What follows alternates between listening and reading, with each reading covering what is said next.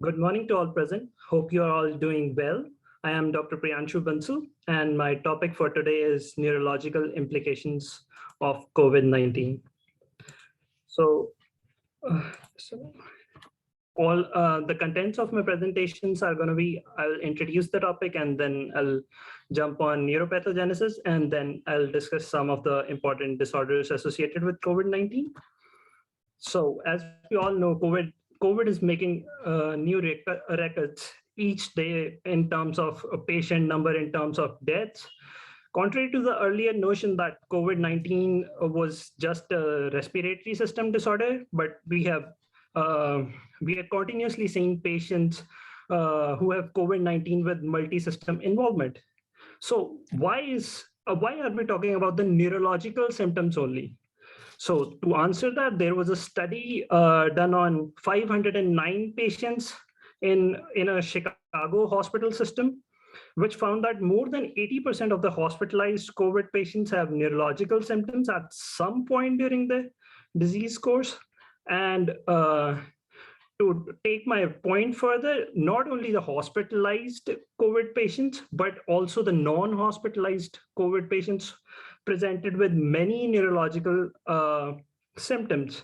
So about the non-hospitalized patients, there was a study done in Colorado on about 100 patients. And what was reported was that 81% of the patients with COVID reported brain fog, 68% reported headache, and 60% reported numbness and tingling, and 59% reported distorted taste, 55% distorted smell, and 55% of them reported myalgias.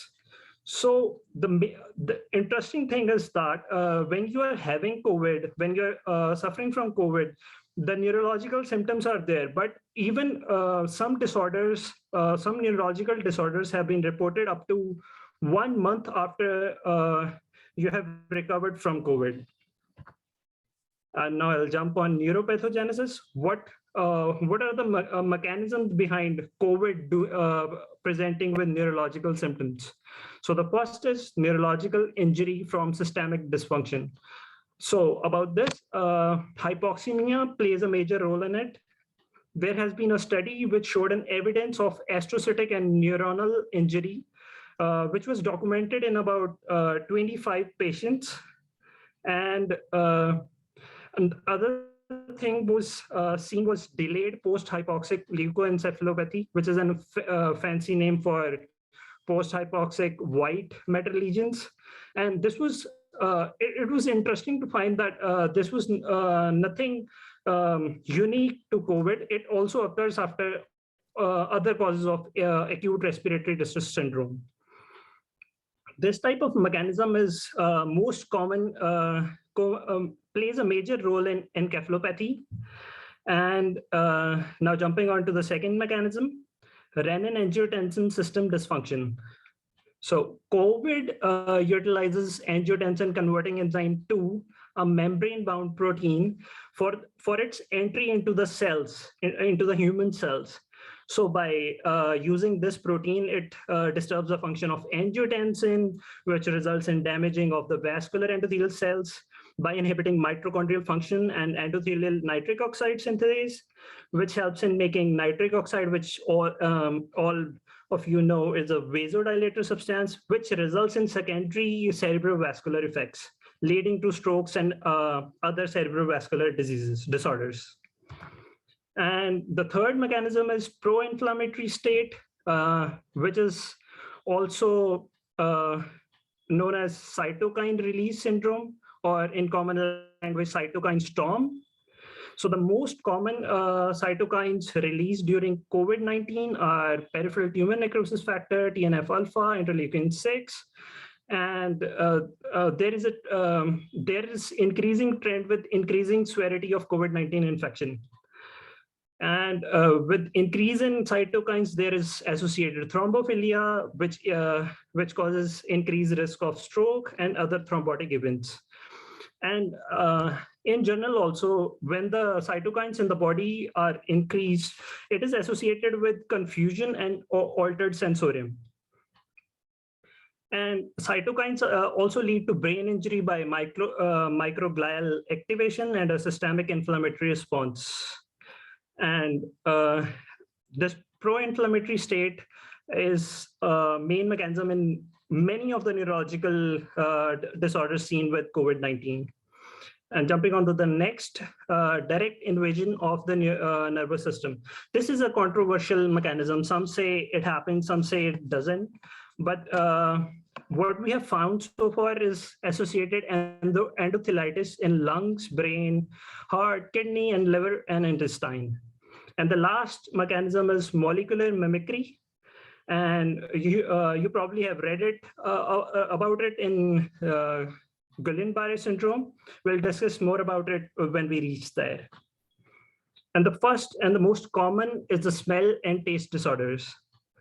During a meta-analysis of 83 studies involving more than 27,000 patients, olfactory dysfunction was reported in 48% of the patients.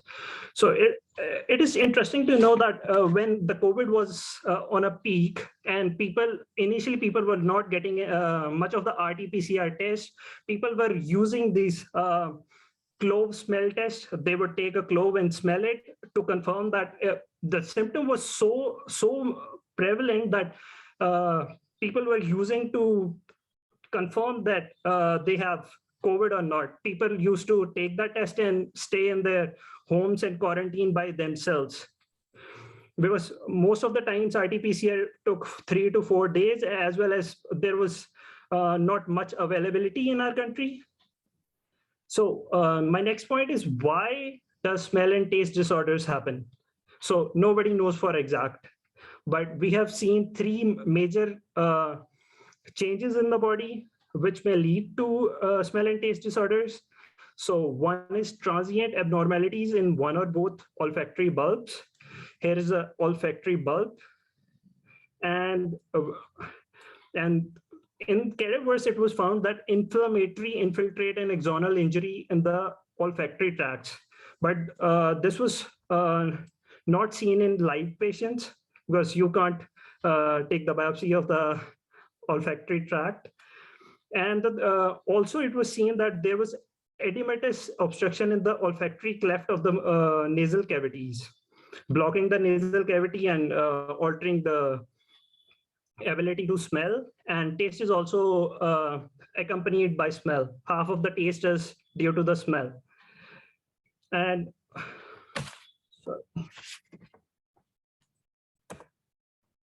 dysgeusia, which is altered taste, and anosmia can be persistent, but almost all patients recover by the end of 1 year.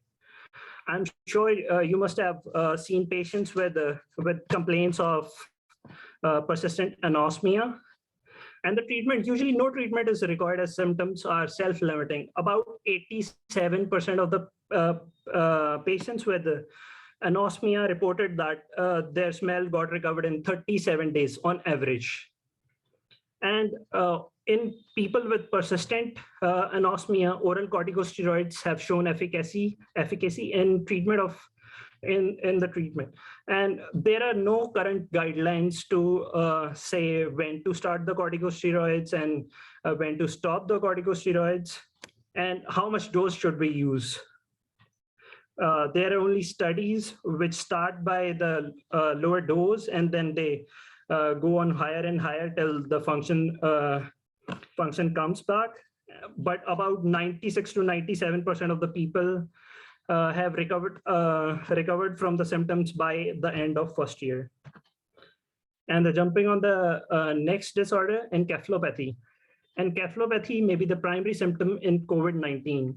In a study of 817 older patients, median age of 78 years, evaluated in emergency department who were diagnosed with COVID, encephalopathy was present in 28%. And what is more important is, out of these 28% patients, if you count them 100%, 37% of the people with encephalopathy did not show any pulmonary symptoms. So encephalopathy was their presenting symptom. So risk factors for encephalopathy include older age, vision impairment, history of Parkinson's disease and stroke, and prior psychoactive medication use, which is similar to non-COVID encephalopathy. Patients develop prominent delirium, and the delirium is the most common symptom in encephalopathy induced by COVID, and it is reported by almost 55% of the people, and also accompanied by the agitation, requiring even sedation. And going to the other extreme, encephalopathy can also present with decreased level of consciousness. So the patient may either be agitated or either maybe having decreased level of consciousness. Encephalopathy may also have corticospinal tract signs like hyperreflexia and seizures.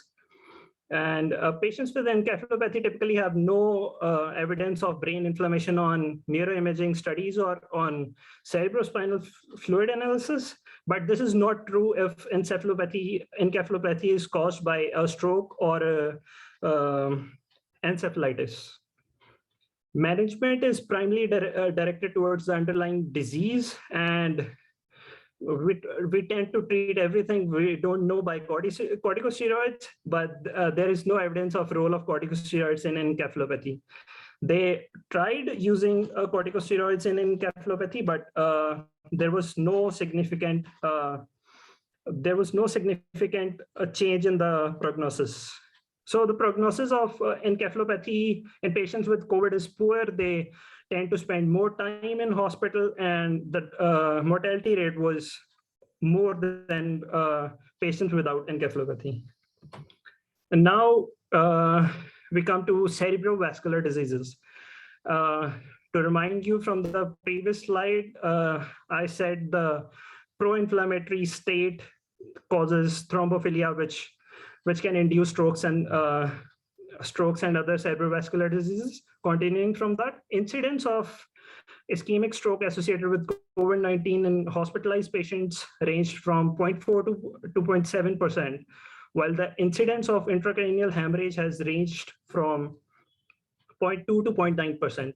So the hemorrhage in COVID is mostly due to the anticoagulation treatment we give, because COVID is a pro-inflammatory state. We usually give enoxaparin or aspirin to treat the coagulation state. So that can cause hemorrhage, and also ischemic stroke can be converted into a hemorrhagic stroke. And stroke occurs 1 to 3 weeks after the COVID-19 symptoms most commonly, but we have seen in our clinic that patients present with stroke and later are diagnosed with COVID. So stroke may also be the presenting feature of COVID-19. And association with a newer study found that association with antiphospholipid antibodies has also been observed with COVID-19.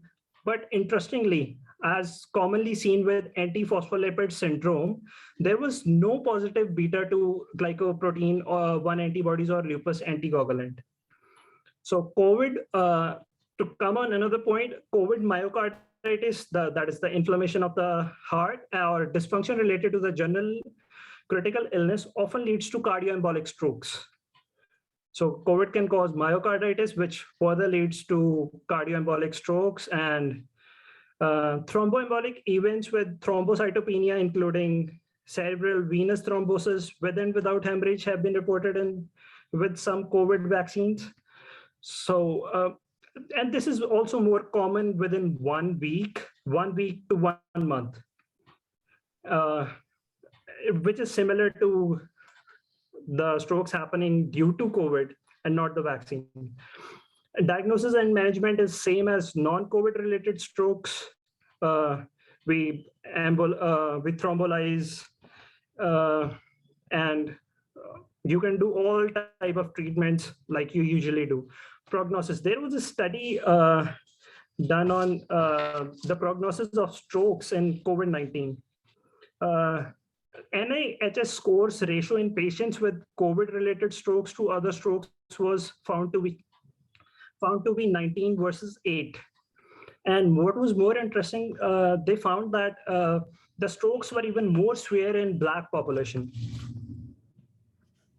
And about the neuromuscular diseases, GBS is the most common one. I told you about the molecular mimicry. So in molecular mimicry is an immunological phenomena which underlies its development as autoantibodies directed against the ganglioside complexes which have been detected. So this is the normal neuron, and this is the neuron in GBS. So there are autoantibodies which develop against the myelin sheath in the neuron in GBS and destroys it. So all the variants of GBS, including the most severe Miller-Fisher variant, has been reported after the COVID infection. Most patients with GBS and COVID-19 presented with progressive ascending limb weakness evolving over 1 to 4 days, which is quite normal to other causes of GBS also. GBS occurs most commonly after Campylobacter jejuni, but we are currently seeing many cases of GBS in our clinic after COVID also. So we found no difference in severity, diagnostic studies, and treatment when compared to non-COVID related GBS. I just found one study which said that GBS after COVID was severer than non-COVID cases, but most of the studies will agree with me that there is no difference in severity. And about the other neuromuscular diseases, COVID-19 is thought to cause viral myositis and also the rhabdomyolysis, which may cause metabolic dysfunctions and may further lead to altered sensorium and consciousness. And another neuromuscular disease associated with it is critical illness neuropathy and myopathy.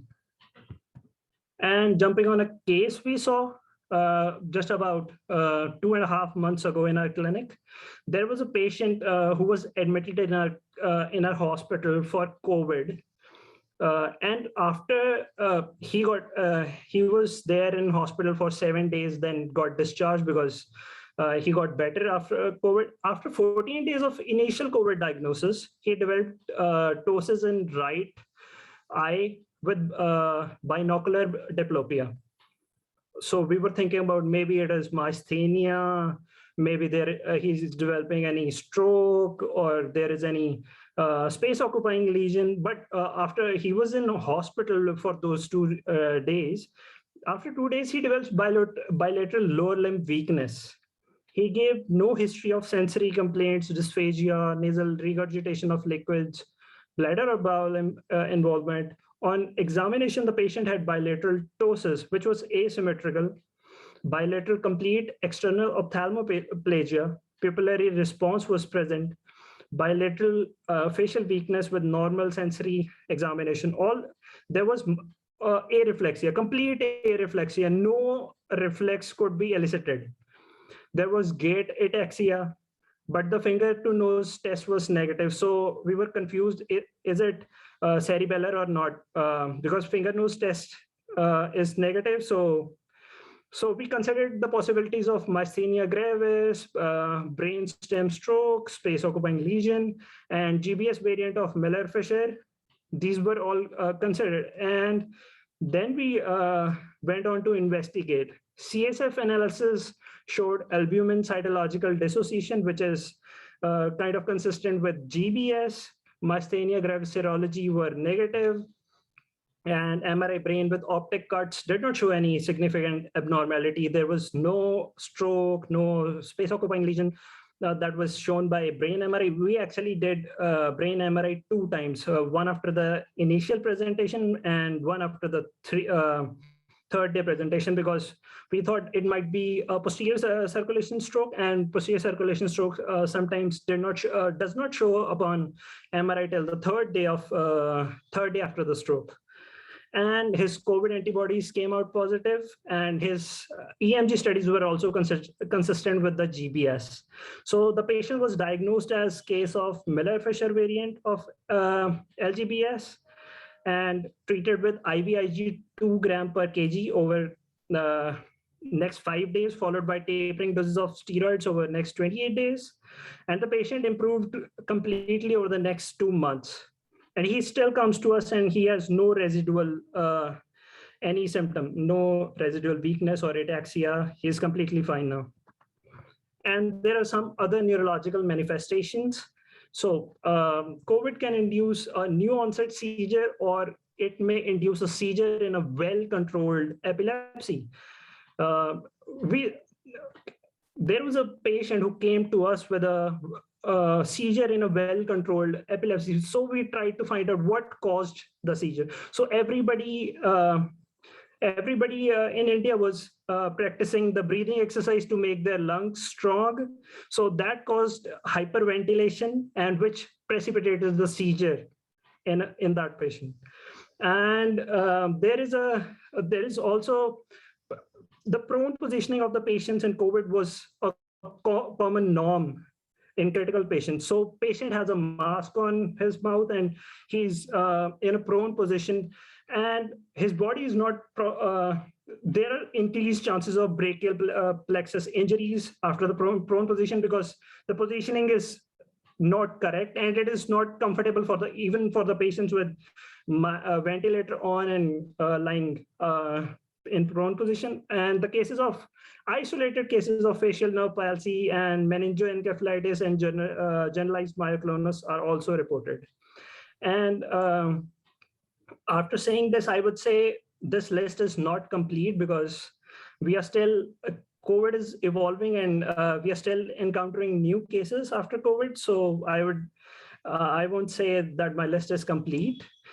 And my only aim of presentation was to make you aware of the symptoms that neurological symptoms that may occur with COVID. So you always keep the COVID in your differential diagnosis when you see your patients.